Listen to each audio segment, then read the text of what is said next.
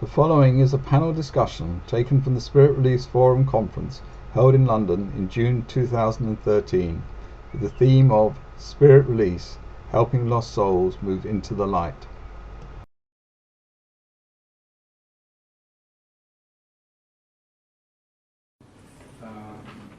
Earthquakes, those kinds of disasters are awful.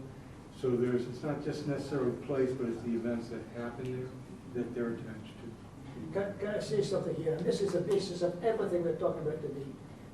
Every single thing that happens, every single minute and second of us sitting here is recorded in a mammoth memory. Here, it's all there, every second of it. And when we die, we can go into that memory system. But that memory system exists whether our bodies exist or not. And of course, that's why, that's one of the proofs. When we die, our bodies corrupt themselves to nothing in the grave or in the crematorium. But mediums are able to make contact with deceased people.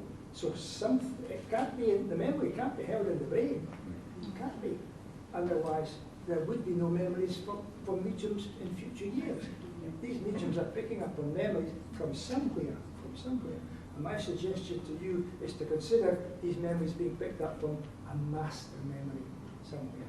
The size and enormity and speed of it must be. Can I just add something very quickly on what Archie said about memories? Talk about an ancestral. I've heard many times people say that when they go to a place where their ancestors were, they don't know why they want to cry, or they get very emotional, and it's the same thing. It's a recognition of something in the subconscious. I had a friend who's Australian, went to Sydney, and she said flippantly, I cry every time I go there. And I said, when did your mother's family, where did they live? And they were from Sydney, although she was brought up in Perth. So it's the same kind of thing. There's this plot. Great. Just pointing out, well, we're all psychic, every single one of us. It's a natural ability. As human beings, we're all psychic, and we can all access this memory bank, this memory thing. It's not just mediums. We're all mediums. We're all psychic. We're not all necessarily clairvoyant. We're all psychic. We're all psychic. Absolutely, we're all psychic. You're psychic as well. And of course, a medium would be able to communicate with spirits, the intelligence that's left over the consciousness, and pick up psychic memory. If you look at it from a psychological viewpoint, we also talk about the collective unconscious, which is where everything is pulled and everything goes, and we all have access to that. And if you look at Lynn McTaggart, she talks about the field. So there's lots of different ways of explaining how we all have access to everything. Quantum's the answer. It's also been called the Akashic Record. Yeah.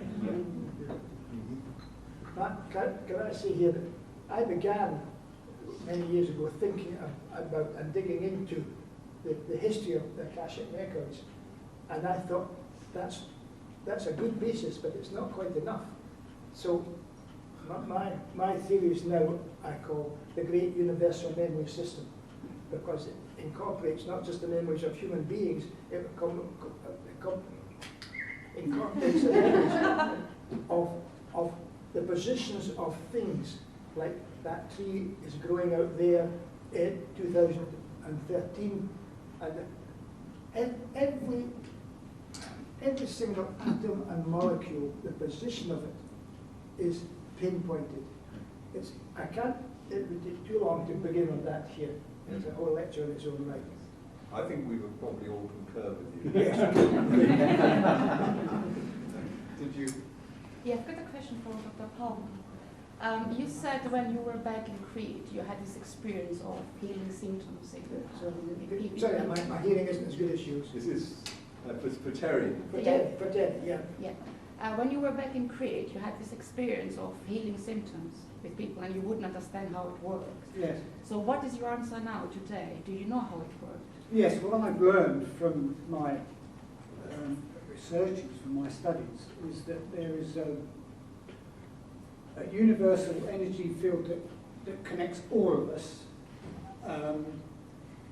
And everything exists in the universe on different levels of vibrational frequency. So if we think in terms of energy frequency, I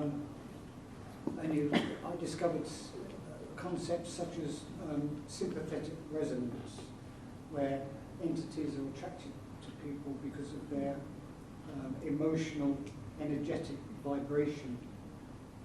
If you have dark thoughts, you're going to attract dark energy form.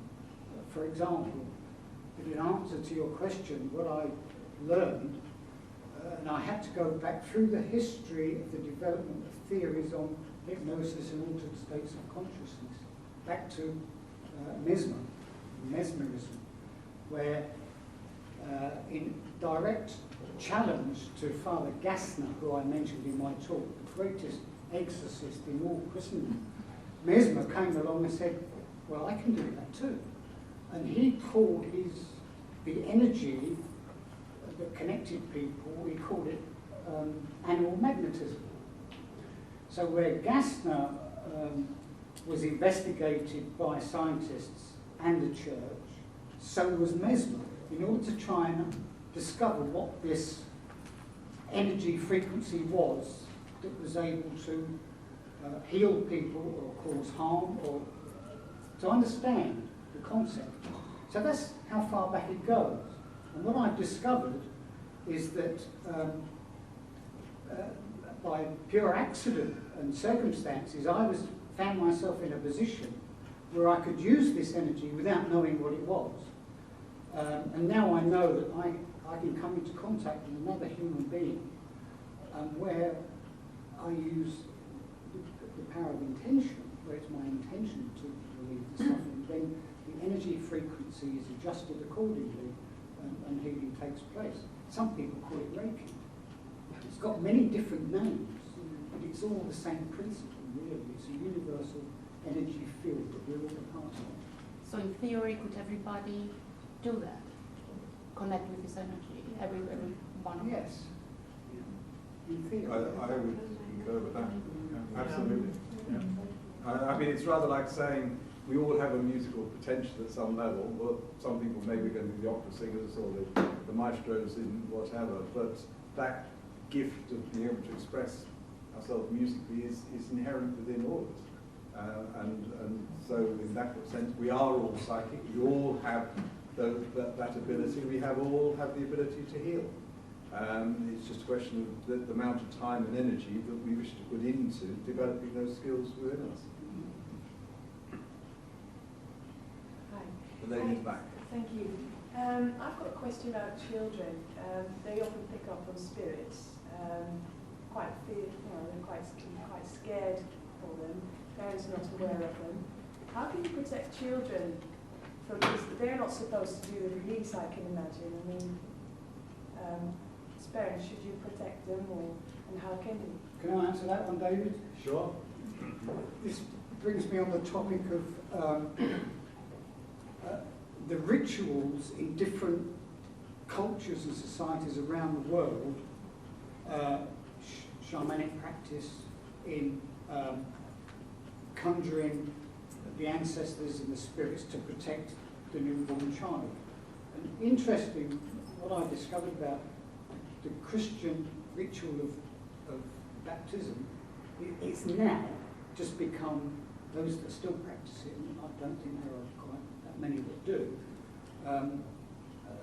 the ritual of naming the newborn child, the christening ceremony, has its origin back in antiquity, where it was customary just to protect the newborn child from spirits that would do it harm. That's the origin of Christian baptism. The idea of giving it a different name. It's got nothing to do with naming the child. It's got everything to do with protecting it from evil spirits. But that's been lost. But because in Asia, there's the practice of giving the child a different name. In a lot of Asian countries, for instance, in Thailand, they will give the child a completely different name to trick the spirits into thinking that it's someone else. I didn't know that. Oh, you didn't know that? Oh. But that's the origin of the baptism of the Christian. Yes, yeah. children, to me, are really, really important. They come in as little souls and they have those natural abilities. Most children can heal very naturally. Most children can see very naturally, get that information. The key thing, and Natalia and I have both been brought up as children who have this ability from day one, the key thing is to believe that child. Accept what that child says. Work with that child to make that child feel safe. I'll give you 2 examples. One is, we had a little boy of about 6 or 7 who had something living in his wardrobe. So at night, this thing would come out of his wardrobe and scare the bejeebers out of him. So what we did was that a colleague came to me and said, what do we do? And I said, well, what we do is that we talk to mum and the child, and we had in our heads Archangel Michael. But in the child's head, the child's hero was Superman. So we had Archangel Michael with his because that was how the child was relating. So that worked perfectly. The other one that I've done is I work with a 14, 15-month-old little boy and who was being bullied at nursery. Would you credit that? Anyway, what we did was I did with mum and him was I said to him, okay, we're going to pretend we're a tree. So there we all were, me, mum, kid, with our roots down into the ground and our branches up, and we had the sun and then we had the rain and the wind, etc. Once he got the idea of being grounded and in his body and that being a tree would make him very strong, I then said to him, okay, now we're going to put you in a balloon, because this balloon is going to protect you and look after you. What colour do you want your balloon? And he said red. So we had a red balloon. So every morning, he and mum would go through, I'm a tree and I've got a balloon around me. The bullying stopped from the very next day. So with children, because they are so creative and they work with you so easily and so well, it's the parents you have to get on board generally, is that you can work with them very creatively. But the key thing about children is you must believe them. When I used to say to my mum, there's a lady in the bedroom, she'd say to me, oh, is she nice? What's she wearing? Did she speak to you? What did she say? So we'd have a whole conversation. You know, I wouldn't get any of this, oh no dear, no it's not. Same with me. My mum was great actually. And even my dad used to go, no one ever told me I was mad. Yeah. And actually that's very helpful because it's scary. And that believing, so if you, exactly what Sue said, if you get the child to believe what they're seeing is okay and no one makes a fuss, then you give them tools. And that, I mean, that's the thing I wish I had. All I had was the Catholic Church telling me that it was the devil, and that's what made me crazy until I was about 13. By the way, not crazy as mental health crazy, but you sort of, you knew it was an ancestor or a ghost, and then you couldn't quite work out how to position it. So nowadays, I mean, it's amazingly different, isn't it, when we were brought up, so, yeah. May I join in here, David? Certainly, yes.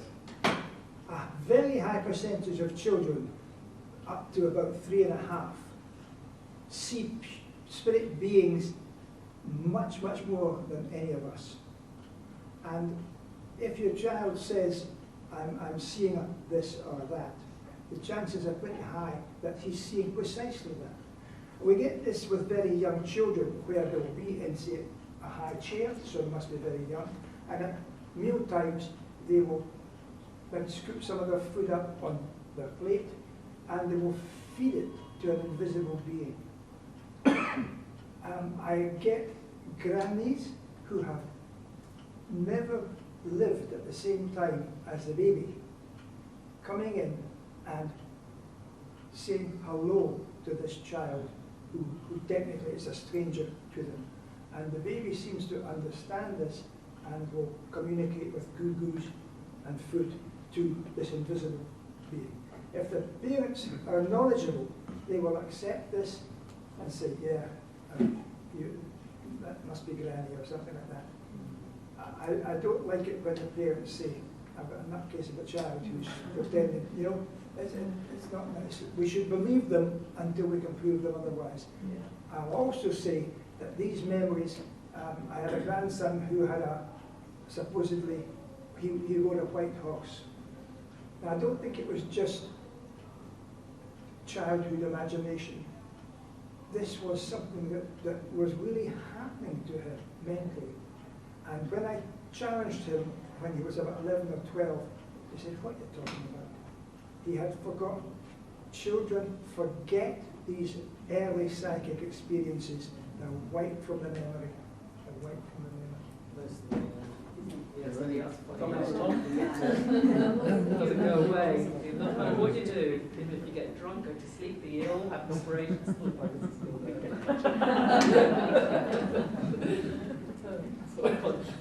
I've worked with a lot of children through their parents.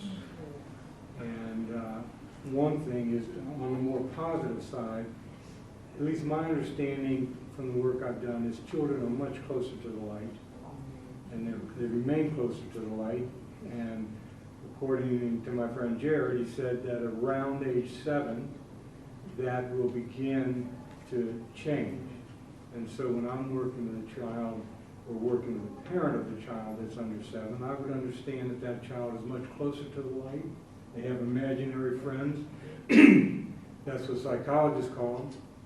Imaginary friends who are spirits and positive spirits. And that's all very encouraging.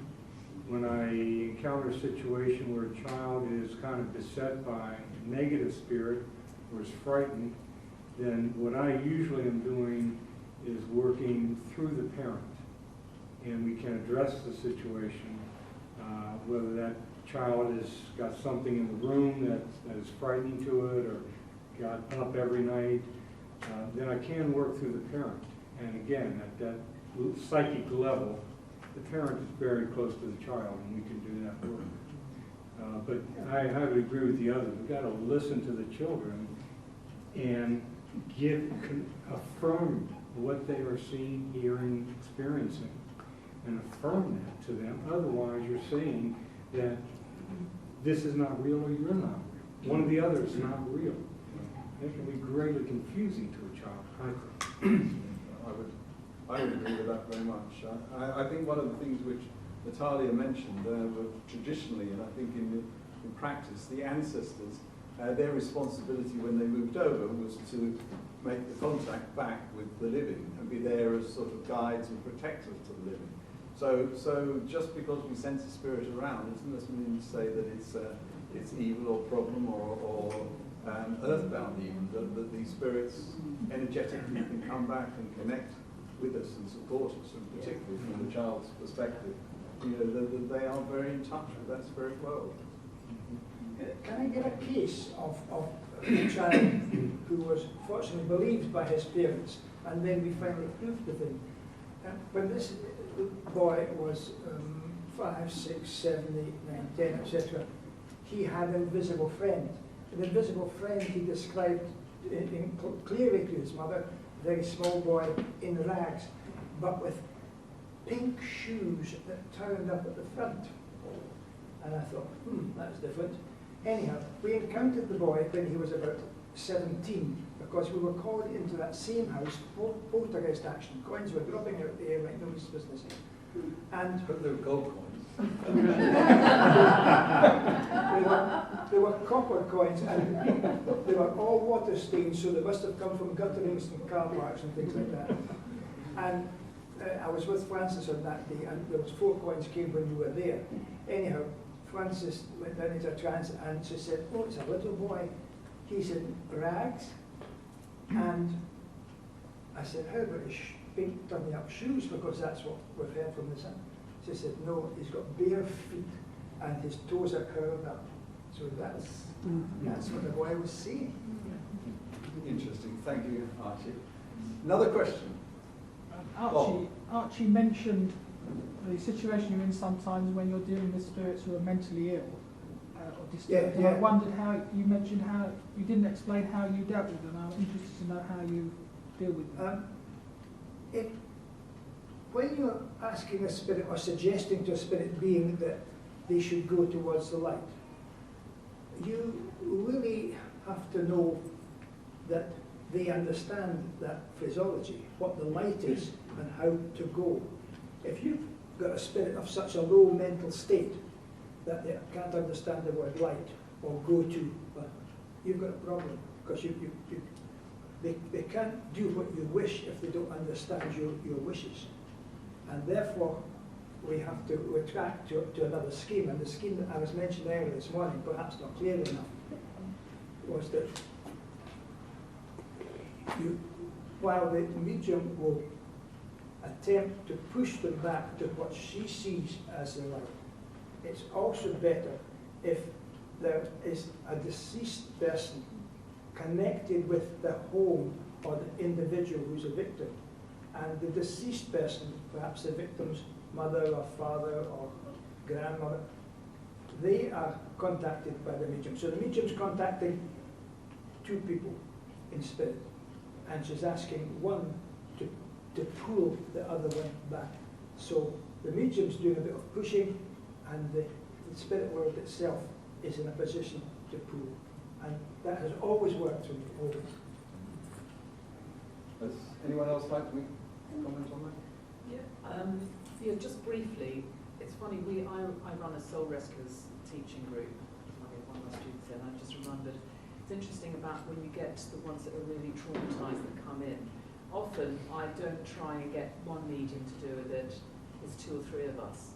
Because when they're that unable to be awake or to see, it does take, and they're quite hard work, aren't they, Michelle? It does take, I leave a whole space for them to drop in. It's like drop in kind of, mental unwell earthbounds. And we have this every few months, we get a group together and we go, right, here we go, let's just bring them in so they're given the chance to see the light, to make that probably a bit like the work you were saying, to break that through. And often there is two or three of us working at the same time because it makes the whole experience much more gentle. I would certainly endorse the working together as a group, dealing with some of these cases, particularly the more difficult ones. I've had to do some work on a few mental hospitals which have then been converted to wonderful residential homes. The difference is, of course, the people living in those wonderful residential homes may be then beset by all sorts of difficult energies which are going on. And the trouble is with a lot of people who are in a sort of psychotic state or so forth, their spirits are predominantly out of their body because they find the body's too difficult to handle. So when their physical body dies, they're sort of not really aware of what's going on. They're still stuck in that sort of space. So it's then a question of really trying to connect with them, heal them, balance them, and then help them be aware of their connection through their inner light to the higher self. And I usually find if I can get the spirit or soul to connect to its inner light and then ask it to be aware of its higher self, then the higher self takes over and it usually clears very quickly. I had a case, one particular one, where a whole part of a person's, in one of these converted rooms, was freezing cold, often a sign of spirit activity there. They had the heating engineers, they had everyone in to try to sort this out. We went in and cleared the spirits which were there, released it all, and suddenly, lo and behold, the room became warm, which was wonderful. But this is sort of the tangible evidence which comes back when you do this sort of work and you get a whole shift that takes place which people are aware of. Can I say something? Yes. On this, dealing with attachments that are attached to people who have mental illness is probably the most difficult area to work in. And for techniques on how to deal with this, we need to look to the Brazilian spiritists who have been practicing this. As I said in my talk, going back to the 1930s, where spiritism has been gradually incorporated into institutional medicine in Brazil since then. And the way the spiritists work is that if someone is diagnosed with a mental illness and hospitalized, Brazilian mental hospitals have the facility of providing religious leaders for all the different religious groups in Brazil. So when a person is admitted to hospital, they can state their religious beliefs, and a religious teacher will be appointed to their case. And because they're dealing with people with mental illness who very often have lost the ability to communicate or reason, the way they deal with it is to form a group of practitioners, usually there's about 12 in the group, of mediums and spiritist healers, and each member of the group has a different specific function within the group. And I can't tell you what these specific functions are because I've not studied it in sufficient detail, but every person in the group has a task to fulfill. And what they do as a team, they then use clairvoyance, mediumship, to access the spiritual realm of the person who's suffering from the illness, to remove those attachments that have caused the illness in the first place. And these treatments can take several months with a large team of people. So that is how the spiritists address mental illness in Brazil. And this is a practice that's been developing, as I said, over many, many years. We have much to learn from these people. Every 2 years they come across and hold a conference in London. We've been to a couple of them. Yeah. So they're very, very experienced in this field. With the push-pull, it's very interesting, and it's good to see that it works 100%. That's really good. I'm just thinking about the free will that the spirit still has, and I know that it would the free will of the mental spirit, or the free will of not the patient, not the patient, the trapped spirit. And I know that these are people who probably had mental illness or something, right? And they still have that characteristic when they're in that place where they are before they move to the light. That's right. Right? Would you maybe step up and try and contact this person's higher self and work that way? I've heard the word higher self being used here today. I don't understand the term. Okay. I would disagree. It's too nuts. No, I'm only asking. No, sorry, I just only went, No, I'm only asking. No, it's not an argument. I'm just saying that I think it's very interesting because we were talking earlier about allowing the lost souls to connect with a higher self. I think there's a very different law that happens when you're in a physical body. There has to be more permission asked, there has to be more, I don't know, this is so you can't interfere, unless it's the soul that's discarnate, that we were talking earlier, but if we talk about a mental health person... No, that's what I'm not mentioning. Oh, that's fine then, I just got a bit No, I'm excited talking then. about the discarnate. No, I'm talking about the discarnate entity. Oh, fine, not the human discarnate, self. No, the discarnate, who has been somebody with mental health Oh, that's fine, okay. Who is discarnate in a house. Yeah, don't worry, I understand what you're saying, Yeah. sorry, yeah. So, and you will be moving that person on by a relative of the deceased person, Yes. doing the pulling into the light, and the medium working with Archie as control on the earth plane, pushing them. And all I'm thinking there is that there is not in my understanding, and only my very limited understanding and my experience, is that there has to be some element of free will for the spirit to go to the light. Or we wouldn't be here. Otherwise we wouldn't be doing this, because the spirit world would just be able to go. There has to be some persuasion or explanation or something. Right, so I'm just thinking here we're pulling and we're pushing, and clearly it works. And all I'm saying is maybe to bring a loved one forward, that this person might recognise where there is more of the deceased one's heart going to go and... I think I could say a little bit more here. The deceased relative knows precisely the unfortunate things that are going on in this home. Yeah. But we feel that they themselves feel that they're not empowered to act until such times as they're asked to act on behalf. Yeah. That's what I feel. They're standing in the wings and they're wringing their hands, saying, "Oh, poor Mary, what a time she's having with that unfortunate spirit." But they're not acting by themselves. They're only kicking into action when we request it. But when we request it, they really get It would be really lovely if you could also call in a loved one, a deceased loved one of the discarnate spirit. Yes. As well, to pull. Yeah. I take what you're saying. Yeah. I think it's also worth being, from my experience anyway, what we see as a person being mentally ill, when you're dealing with them as a spirit, doesn't necessarily mean to say that spirit is not aware and cannot connect with its own inner light and cannot understand that you're communicating with it. It's because the problem is actually more with the physical body and their failure to want to get to grips with the physical body and what's going on within them. And the difficulty is when the physical body dies, because of that not awareness of what's going on in the physical body, they still stay stuck, if you like. So I have not found it that difficult to communicate with the spirit, which is ostensibly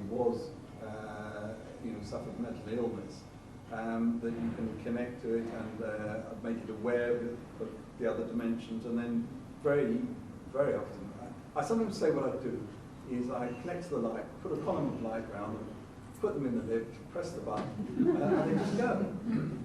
And it's fairly simple once you make those connections. and people, as Archie so rightly said, people in the room say, "Oh, you're gone." Just immediately know. Thank you. Another question? Thank you. I'm just wondering if you get an attachment or a difficult case, and have you ever had experience where you can't move it on, or you feel that you haven't been able to help that? What do you do? I'm guessing you don't just go home for the night and have a sleep. How would you handle it? Very good question. How would you handle it, Tom? This is the part I did not get to.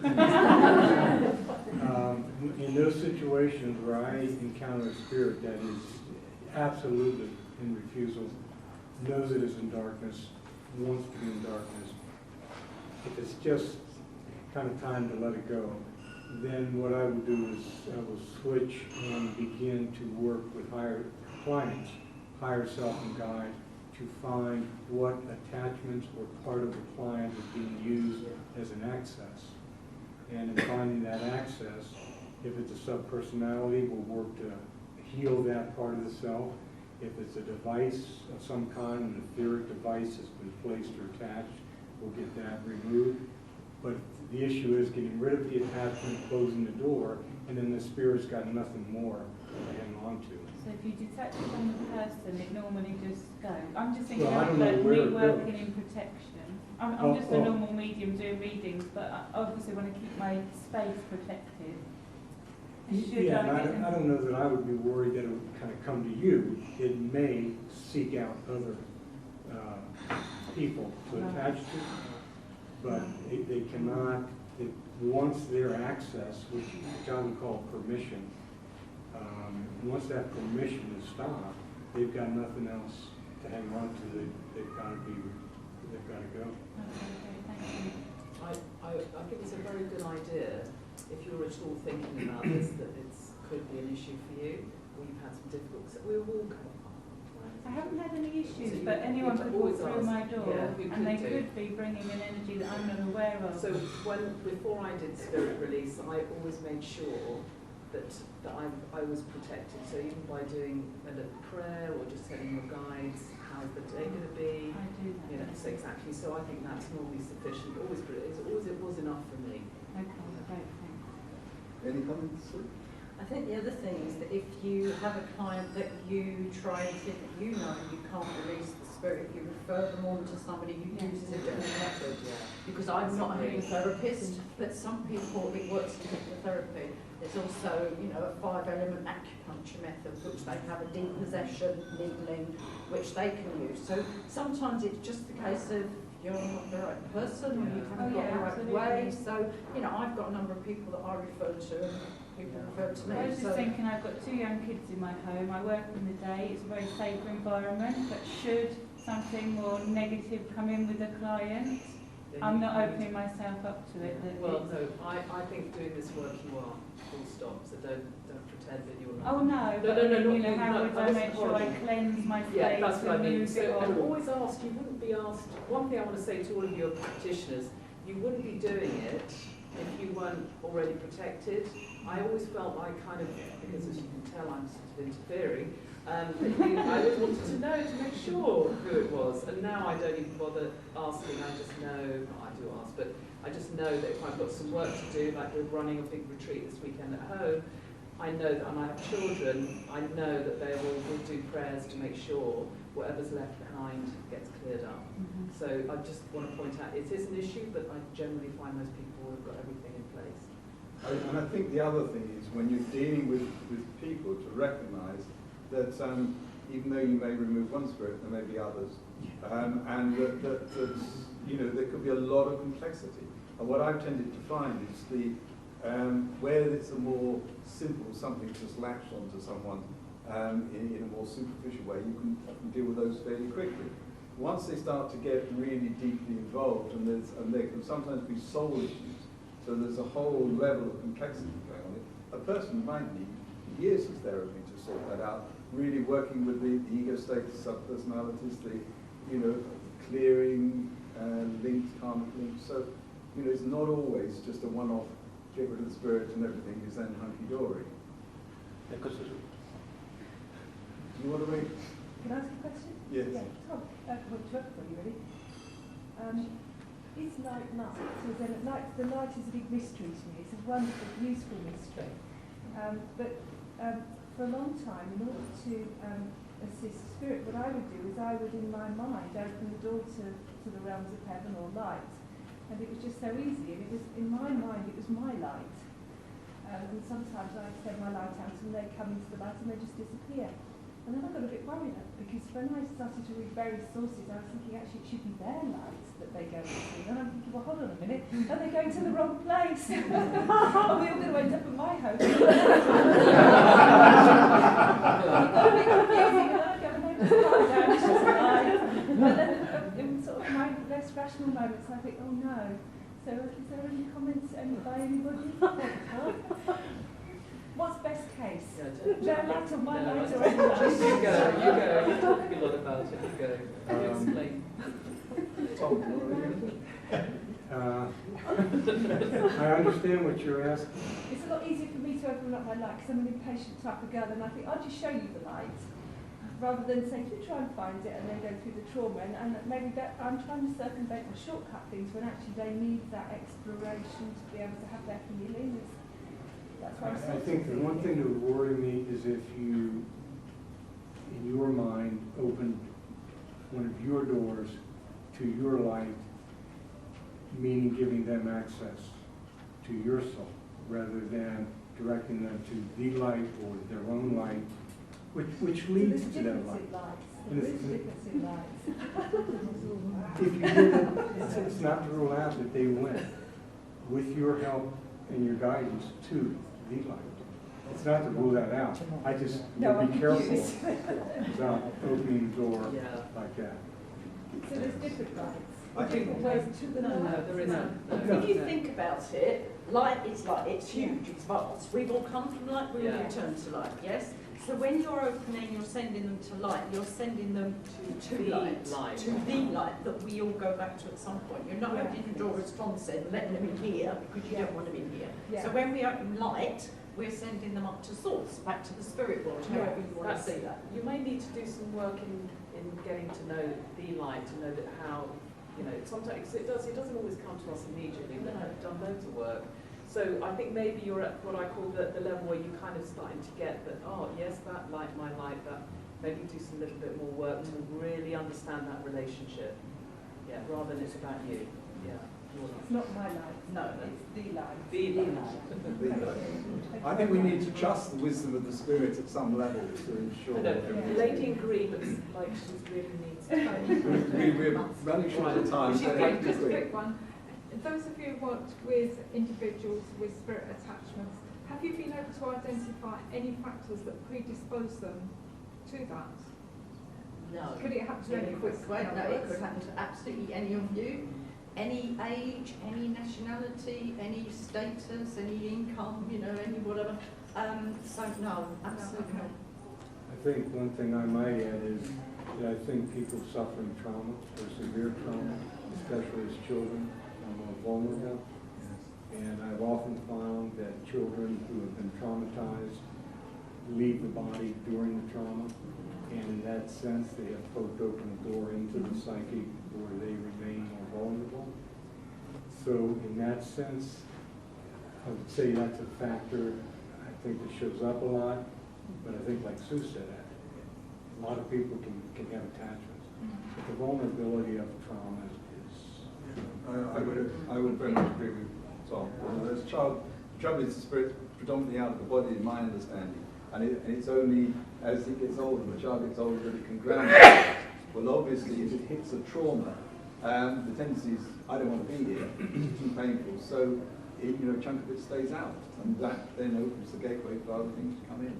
Can I say something on that, David? Yeah. In answer to your question, I came across a model to explain, to give an answer to your question on the vulnerability, susceptibility to spirit attachment. And I think it's chapter 12 of the thesis, so you may have to download it and read it, because I'm trying to remember the details of the model. But it's to do with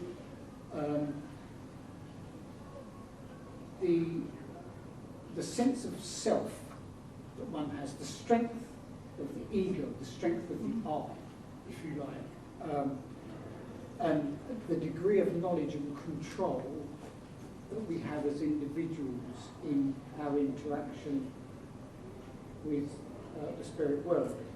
If we can take the example, perhaps, of the spiritualist medium who steps onto the platform with the intention of communicating with spirit, to the degree that they become entranced and possessed, so the spirit takes over and speaks through them. That is a very, very high level of control, where the medium has a very, very strong sense of self, and he or she permits the possession to take place. On the other end of the scale, you have the person who has no knowledge, who has a weak sense of self, a weak ego, a high degree of vulnerability, is highly sensitive and can be influenced because they have no control, no knowledge, and no power. So you've got this continuum of vulnerability and strength. And this is coupled with their ability to respond, or their sensitivity to spirit. And I've always had difficulty in describing this model without a diagram. I need a diagram on the board to say, that's one end of the scale, this is the other end of the scale, this is the influence that spirit has, and you can place yourself somewhere along that scale. So we all exist on a continuum of control and vulnerability. Thank you. Okay. I think we ought to, we've already run over time a little bit. We could go on talking, and I would love to go on talking for another 2 or 3 hours, but we have to draw this conference to a close. And in fact, I think I would just first of all like to thank all of our speakers today. I think they presented some amazing insights into this realm, and they all have spoken out of a great deal of personal experience, which has, as I've shared with you before, an enormous potency. So thank you all for your contributions.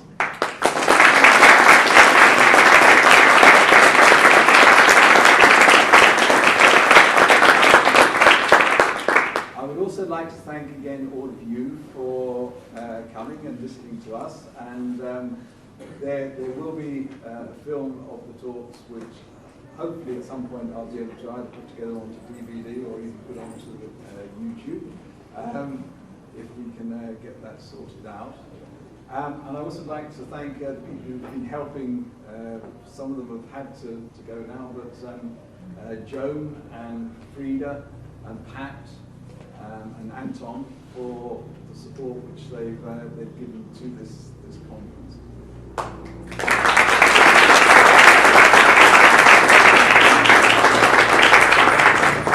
So what I'd like to do now is just ask Frida to close the conference. And maybe in this process, we can send a thought out to the spirit, perhaps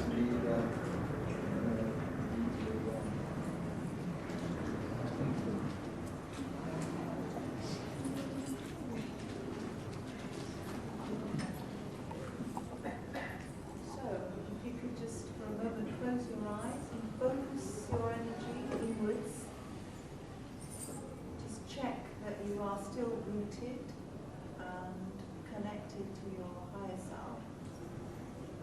For a few seconds you can then just send thanks to your guides, your ancestors, any etheric energies that have been useful as tools today, any guides that have helped. And then allow yourself to really bring in all your energy around you, bring in your bubble of light.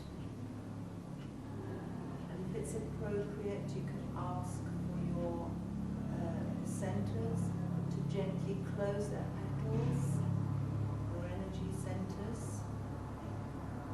on all levels. You can release any helpers that need to go back to their own realms of light, and those that wish to stay with you, or personal guides, etc., allow them then to be with you. And then that amazing spiral of light that we created with the archangels that started it from the outside and worked in, if we could just allow that gently to dissolve and evaporate back into its own realm, leaving the space clear as it was before we started. If there's anything that needs to be resolved, allow it to be resolved in terms of thanks or acknowledgement or praise. I always ask the ray of light and of grace to work with us, so if there's anything we forget, let it be covered and attended to. And then before opening your eyes, really make sure that you are grounded, that your centers are gently closed, that your bubble of light is close around you now like a second skin. And ask Archangel Michael to run his beautiful sword of light around you, so to dissolve any threads or cords or anything that have built up during the session, love and light. If there are any spirits that are still need to be moved on, if you can ask Archangel Michael and his realms of light and his workers to help those spirits in any way they need, so we can allow that to take place without our interference, as it were.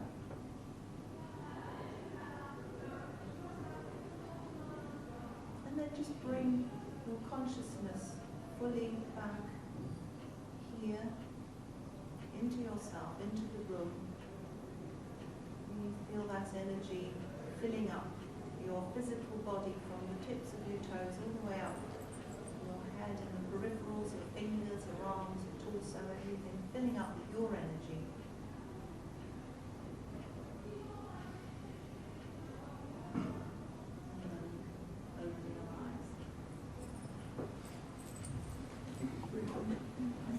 Shall I blow out the candle? I think so. Is there any particular place you'd like the light to go? To the light.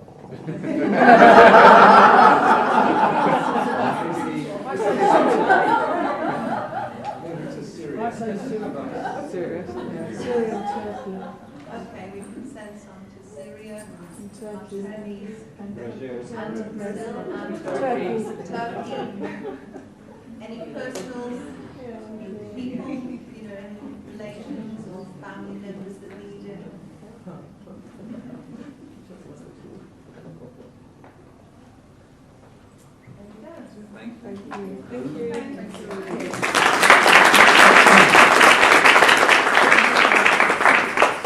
I look forward to seeing you all again at some other future Spirit Release Forum event. We will be running our training courses. We will also have our odd individual days and so forth we'll be putting on.